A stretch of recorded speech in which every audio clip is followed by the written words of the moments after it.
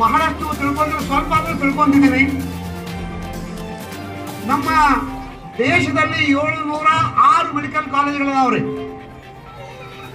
हमारे मुल्क में 706 मेडिकल कॉलेज हैं, जिसमें से 71 मेडिकल कॉलेज ನಮ್ಮ ಕರ್ನಾಟಕದಲ್ಲಿವೆ. 71 ಕಾಲೇಜ್ ನಮ್ಮ ಕರ್ನಾಟಕದಲ್ಲಿದೆ. ಇಡೀ ದೇಶದಲ್ಲಿ 706. ಪತ್ರಿಕಾದವರು ಬೇಕಾದ್ರೆ ಅಂಕಿ ಸಂಖ್ಯೆ ಬರ್ಕೊಳ್ಬಹುದು. 71 मेडिकल कॉलेज कर्नाटक में है, 24 मेडिकल कॉलेज सरकारी हैं, 47 medical college, 24 medical college government सरकारी मेडिकल कॉलेजಗಳಿವೆ, 47 मेडिकल कॉलेज ಪ್ರೈವೇಟ್ ಕಾಲೇಜುಗಳಿವೆ. ಸರ್ಕಾರಿ ಕಾಲೇಜುಗಳಲ್ಲಿ ಮೆಡಿಕಲ್ ಕಾಲೇಜುಗಳಲ್ಲಿ 3200 सीट, 3200 सीट हर साल मिलते हैं बच्चों को. 3200 सीट बात कर रहा. 24 मेडिकल ಕಾಲೇಜುಗಳಲ್ಲಿ 3200 सीट ಪ್ರತಿ ವರ್ಷ ದೊರೆಯುತ್ತಾ ನೀಟ್ ಮಾಧ್ಯಮದಿಂದ. ಇಲ್ಲಿ ನಮ್ಮಲ್ಲಿರುವ 47 ಮೆಡಿಕಲ್ ಕಾಲೇಜುಗಳಲ್ಲಿ 7745 ಸೀಟ್ಗಳಿವೆ ಪ್ರತಿ ವರ್ಷ. ಈ ರೀತಿ ಕರ್ನಾಟಕದಲ್ಲಿ 11,945 ಮೆಡಿಕಲ್ ಸೀಟ್ ಪ್ರತಿ ವರ್ಷ ದೊರೆಯುತ್ತವೆ.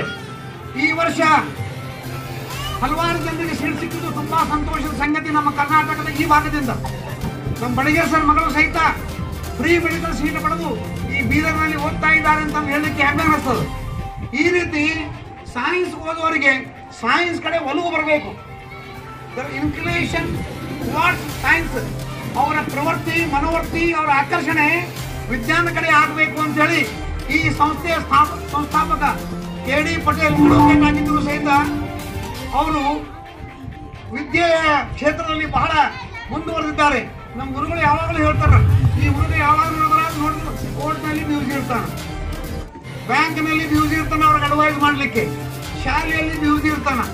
ಈ 24 ತಾಸು ತನಕ ಬರೀ ಕೆಲಸನೇ ಮಾಡ್ತಾನೆ ಹೆಂಗಂತಾರ ಅವರು. ಅವರು ಮಾಡಿದ ಪ್ರಯತ್ನ ಏನಂದ್ರೆ ನೀವುಗಳೆಲ್ಲ ಸೈನ್ಸ್ ಕಡೆ ಒಲವು ನಿಮ್ದು ಇರಲಿ. ನೀವು MBBS ಮಾಡ್ರಿ, MBBS ಮಾಡ್ರಿ, IAS ಅಧಿಕಾರಿ ಆಗ್ರಿ ಮಾಡ್ರಿ, IPS ಅಧಿಕಾರಿ ಮಾಡ್ರಿ, ಮಕ್ಕಳಿಗೆ ಡಾಕ್ಟರ್ ಮಾಡ್ರಿ, ಇಂಜಿನಿಯರ್ ಮಾಡ್ರಿ, ಪರವಾಗಿಲ್ಲ. ಆದ್ರೆ ಸಂಸ್ಕಾರ ಕೊಡೋದು ಮರ್ಯಾಕೆ ಹೋಗ್ಬಾರ್ದು. ನೀವು ಒಳ್ಳೆ ಸಂಸ್ಕಾರ ಕೊಟ್ರಂದ್ರೆ ಮುಂದೆ ಮಕ್ಕಳು ನಿಮ್ಗೆ ದೊಡ್ಡವರಾದ್ಬೇಕು ನಿಮ್ಗೆ ನೋಡ್ತಾರೆ. ತಂದೆ ತಾಯಿಂದ್ರೆ ನೋಡ್ಬೇಕಾದ್ರೆ ನಾವು ಒಳ್ಳೆ ಸಂಸ್ಕಾರ ಕೊಡ್ಬೇಕು ನಮ್ಮ ಮಕ್ಕಳಿಗೆ. ಅಕ್ಕಿಗೆ ಸಂಸ್ಕಾರ ಕೊಡ್ರಿ, ಹತ್ತಿ ಹೋಗಿ ಅನ್ನ ಆಗುತ್ತದ. ಹತ್ತಿಗೆ ಸಂಸ್ಕಾರ ಕೊಡ್ರಿ, ಹತ್ತಿ ಹೋಗಿ ಬಟ್ಟೆ ಆಗ್ತದ. ಬಂಗಾರದ ಅದಿರಕ್ಕೆ ಬಂಗಾರಕ್ಕೆ ಸಂಸ್ಕಾರ ಕೊಡ್ರಿ, ಬಂಗಾರ ಹೋಗಿ ಆಭರಣ ಆಗ್ತದ. ಹಂಗ ಮನುಷ್ಯನಿಗೆ ಕೂಡ ಸಂಸ್ಕಾರ ಕೊಟ್ರೆ ಮನುಷ್ಯ ಹೋಗಿ ಆ ಭಗವಂತ ಆಗ್ಲಿಕ್ಕೆ ಸಾಧ್ಯವಿರುವ ಮಾತನ್ನ ಶಾಸ್ತ್ರ ಹೇಳ್ತದ. ಅದ್ರ ಸಲುವಾಗಿ ಒಳ್ಳೆ ಸಂಸ್ಕಾರಗಳನ್ನು ಕೊಡುವಂತ ಕೆಲಸವನ್ನು ಮಾಡ್ರಿ. ನನಗನ್ನಿಸ್ತು ಈ ರಾಯಲ್ ಪಬ್ಲಿಕ್ ಸ್ಕೂಲ್ ಅಂತಂದ್ರೆ ಬಡವರ ಶಾಲೆ ಅಂತಂದ್ರೂ ಕೂಡ ತಪ್ಪಾಗಿಲ್ಲ. ನಿಜವಾಗಿ ಕೂಡ ನಮ್ಮ ತಾಲೂಕಿನೊಳಗ ಎಲ್ಲಕ್ಕಿಂತ ಫೀಸ್ ಕಮ್ ತೊಳುವಂತ ಶಾಲೆ ಯಾವ್ದಾದ್ರು ಇದ್ರೆ ಅದು ರಾಯಲ್ ಸ್ಕೂಲ್ ಅಂತಂದ್ರೂ ಕೂಡ ತಪ್ಪಾಗಿಲ್ಲ. ಯಾಕಂದ್ರೆ ರಾಯಲ್ ಸ್ಕೂಲಿನ ನಮ್ಮ ಸರ್ ಆಗಿರುವಂತ ನಮ್ಮ ವಕೀಲ್ ಸಾಹೇಬರು, ನಾನು ಯಾವಾಗಲೂ ಕೂಡ ಹೇಳ್ತಿರ್ತೀನಿ, ಅವ್ರಿಗೆ 18 ತಾಸು ಕೆಲಸ ಮಾಡ್ತಾರೆ KD ಪಟೇಲ್ ಅವರು. ನಾನು ಮೊದಲು ಕೂಡ ಅವ್ನು ಹೇಳಿನಿ, ಅವರು ವಕೀಲ್ ಯಾವಾಗ ಮಾಡ್ತಾರೋ ಗೊತ್ತಿಲ್ಲ, ಬ್ಯಾಂಕಿನ ಕೆಲಸ ಯಾವಾಗ ಮಾಡ್ತಾರೋ ಗೊತ್ತಿಲ್ಲ, ಶಾಲೆ ಕೆಲಸ ಯಾವಾಗ ಮಾಡ್ತಾರೋ ಗೊತ್ತಿಲ್ಲ. ಸುಮಾರು 18ರಿಂದ 20 ತಾಸು ಕೆಲಸವನ್ನ ಯಾರಾದ್ರೂ ನಮ್ಮ ಊರೊಳಗೆ ಮಾಡ್ತಾರಂದ್ರೆ ಅವರೇ KD ಪಟೇಲ್ ಸಾಹೇಬ್ರ ತಂದ್ರು ಕೂಡ ತಪ್ಪಾಗಿಲ್ಲ. ಅಷ್ಟು ಸುಂದರವಾಗಿ ಮಾತನಾಡಿದಾರೆ ಅಂತಂದ್ರೆ ನಿಮ್ಮ ಮಕ್ಕಳಿಗೆ ಒಳ್ಳೆಯ ಸಂಸ್ಕಾರಗಳನ್ನು ಕೊಡ್ರಿ ಅಂತ ಹೇಳ. ನಿಜವಾಗಿ ಕೂಡ ಒಳ್ಳೆ ಸಂಸ್ಕಾರ ಕೊಡೋದು ಜವಾಬ್ದಾರಿ ತಂದೆಗಿಂತ ತಾಯಿದ ಹೆಚ್ಚಿನ ಪ್ರಾಮುಖ್ಯತೆ. ನೀವು ತಾಯಂದಿರ ಮನಸ್ಸು ಮಾಡಿದ್ರೆ ಮಕ್ಕಳಿಗೆ ಒಳ್ಳೆ ಸಂಸ್ಕಾರ ಕೊಡ್ಬೋದು. ಯಾಕಂದ್ರೆ ತಾಯಂದಿರ ಹತ್ರ ಮಕ್ಕಳು ಸುಮಾರು 8 ತಾಸು ಶಾಲೆಯೊಳಗಿದ್ರೆ ಬೆಳಗ್ಗೆ 10 ಗಂಟೆಯಿಂದ ಸಾಯಂಕಾಲ 5 ಗಂಟೆ ತನಕ ಮಕ್ಕಳು ಶಿಕ್ಷಕರ ಜೊತೆ ಇರ್ತಾರೆ. ಅದಾದ ಬಳಿಕ ಹೆಚ್ಚಿನ ಸಮಯ ಯಾರ ಜೊತೆ ಇರ್ತಾರೆ ಅಂದ್ರೆ ತಾಯಂದಿರ ಜೊತೆ ಇರ್ತಾರೆ. ಅದರ ಸಲುವಾಗಿ ಮಕ್ಕಳಿಗೆ ಒಳ್ಳೆಯ ಸಂಸ್ಕಾರ ಕೊಡ್ರಿ. ಅವ್ರು ಓದೇರ್ನಿಲ್ಲ ನೋಡ್ರಿ. ಯಾಕಂತಂದ್ರೆ ಶಿಕ್ಷಣ ಇಲ್ಲದೆ ಬದುಕು ನಶ್ವರದಂತ ಶಾಸ್ತ್ರ ಇರ್ತದೆ. ಈ ಸಂದರ್ಭದಲ್ಲಿ ಈಗಿನ ಕಾಲದೊಳಗೆ ಶಿಕ್ಷಣ ಬಹಳ ಅವಶ್ಯದ. ಯಾಕೆ ಶಿಕ್ಷಣ ಅವಶ್ಯದ ಅಂತಂದ್ರೆ ನಾವು ಏನಾದ್ರೂ ಜೀವನದೊಳಗೆ ಸಾಧನೆ ಮಾಡಬೇಕಾದ್ರೆ ನಮ್ಗೆ ಮೊದಲು ಶಿಕ್ಷಣ ಬೇಕು. ಶಿಕ್ಷಣ ಇದ್ರೆ ನಮಗೆಲ್ಲ ಕಡೆ ಕೂಡ ಬಹಳ ಗೌರವ ಸಿಗುತ್ತದೆ ಅಂತ ಸಂಸ್ಕೃತದಲ್ಲಿ ಕೂಡ ಅನೇಕ ವಿಚಾರ ಕುರಿತು ಹೇಳ್ತಾರೆ. ನೀವು ಮಕ್ಕಳಿಗೆ ಒಳ್ಳೆಯ ಸಂಸ್ಕಾರ ಕೊಡ್ರಿ ತಾಯಂದಿರು. ಯಾಕಂತಂದ್ರೆ ಹೊಸದಾಗಿ ಲಗ್ನ ಆಗಿತ್ತು, ಇಬ್ಬರು ಗಂಡ ಹೆಂಡ್ತಿ.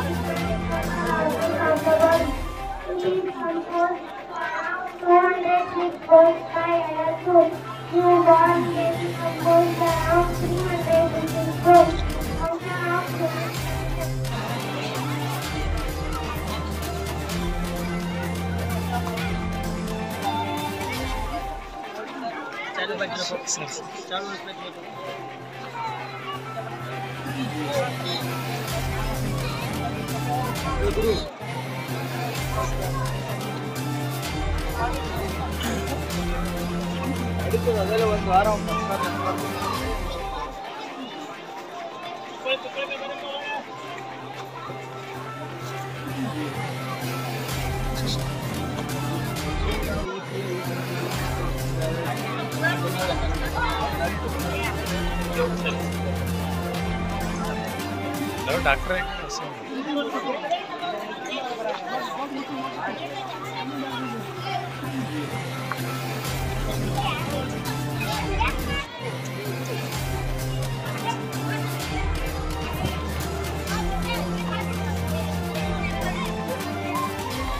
ನೋಡಲಿ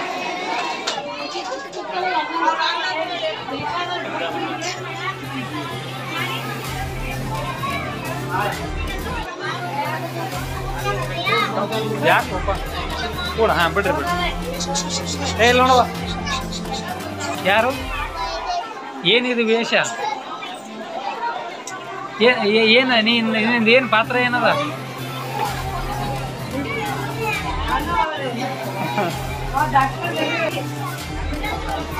ಏ ಡಾಕ್ಟರ್